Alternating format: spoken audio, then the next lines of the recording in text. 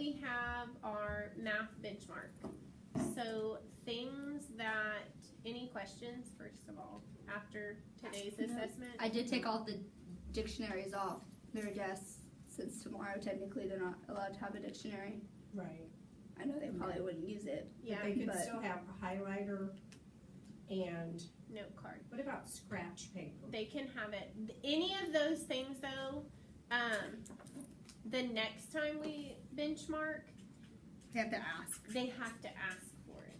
That's, so I thought with everything new that they're being exposed to this week, I thought that would just be one more thing that would kind of throw them off. So this time I just provided it to everyone. Mhm.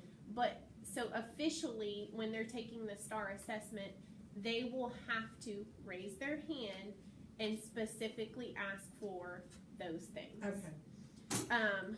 So that's something we can talk more about. And same for scratch paper.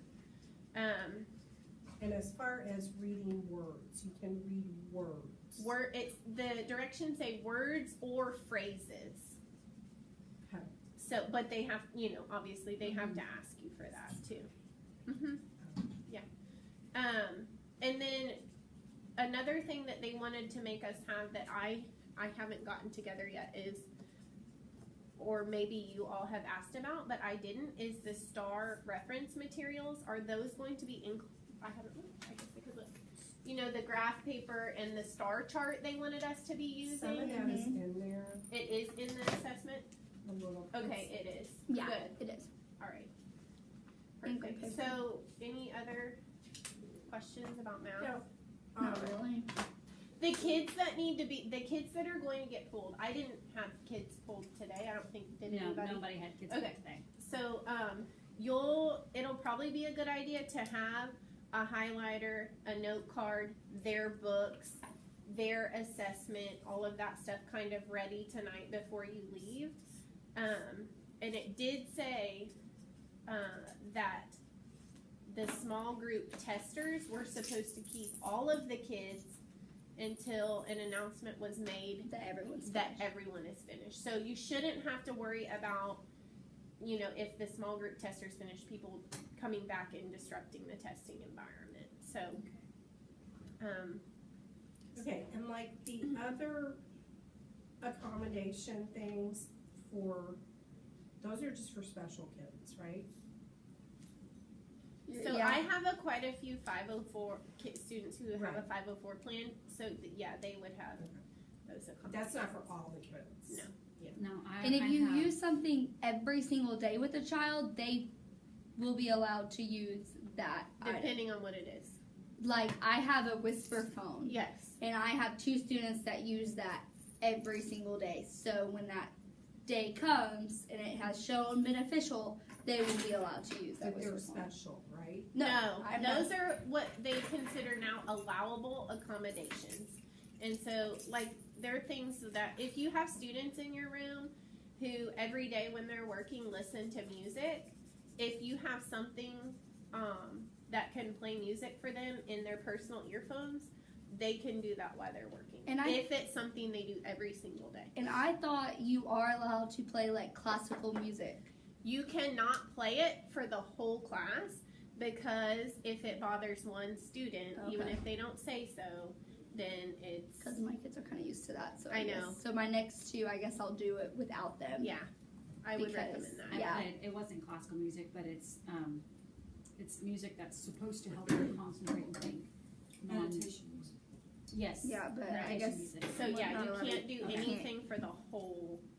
it has to be specifically to those specific students. Okay, so, say that again, cause I caught the tail end of that. You're not yeah. allowed to do whole group music during STAR testing. Okay. You can yeah, only that's do- new. To me anyway, cause Yeah. we were, we didn't, So if you have students who, as well as white noise. Yeah, will- basically. it will benefit, then they can listen to it personally on headphones, and if you have something that will play the music, you can do it that way. Okay. But not to the whole class, because if it bothers one person, then I asked my kids, cause I had music playing when they came in, and I said, we can leave this on. If it's gonna bother anybody, we'll turn it off. And I had a few people say, I can't. Yeah. That we're done. Yeah. See, I play all day long. Yeah. It's just, but it's not, it's very soft. Right, and I typically do too. And I've done that for years. Yeah, I'll- the reason it came up is because last year we specifically asked uh-huh. because we had several do it, and the way that it's written in the STAR manual, it kind of leaves a little room for interpretation. So Ms. Foster actually contacted the people from the state, and they said not for the whole. You cannot play it Okay. for your whole class. Okay. So we talked about for tomorrow, Miss Caspern, it's probably a good idea to have the items that your small group testers will need prepared in advance, which you're always prepared. It's so. already. Okay, and then we also talked about for STAR, which I'm sure you know this too, but just a reminder that students have to ask for a highlighter or a note card, those things that you use every day. You can't just give it to everybody. Okay, see, that's new too. Because we gave everybody, that normally used one. Mm-hmm. Okay.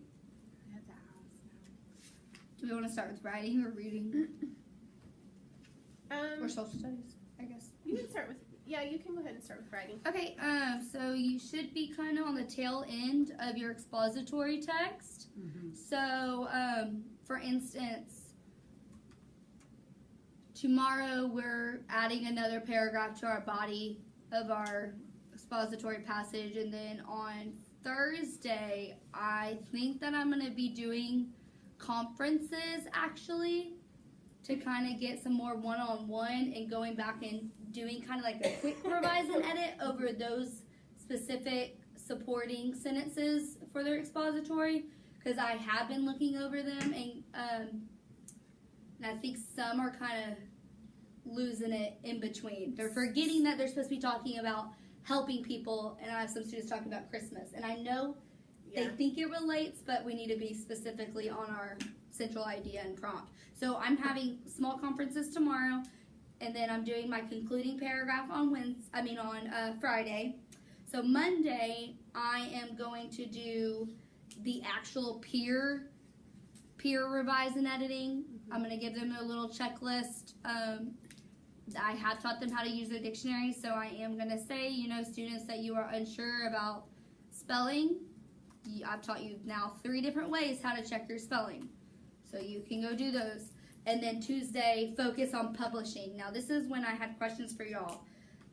My students knew what that sheet was today, but I don't think they really understood that it's supposed to be the publishing piece. Yeah. So I was wondering if y'all thought it would be a good idea for them to publish this expository text on that paper, and then maybe draw a picture to, make it more third grade friendly. I guess that's a great idea. And do it that way, and then maybe I'll hang those up.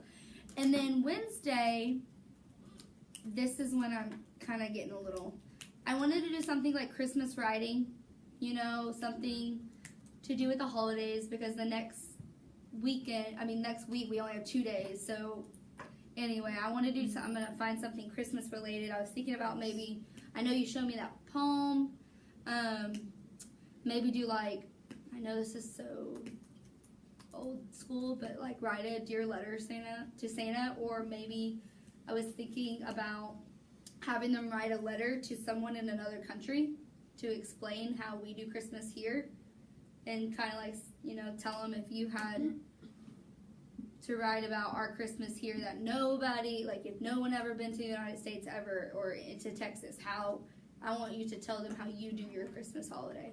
Just do the writing that way. And then Thursday, I really wanted to take the day to review our tests today, if we have them back. We likely will not. Really? I think we're using those for the writing swap, is my understanding. One thing I was going to ask was, before moving into next week, I certainly didn't have time to read every prompt.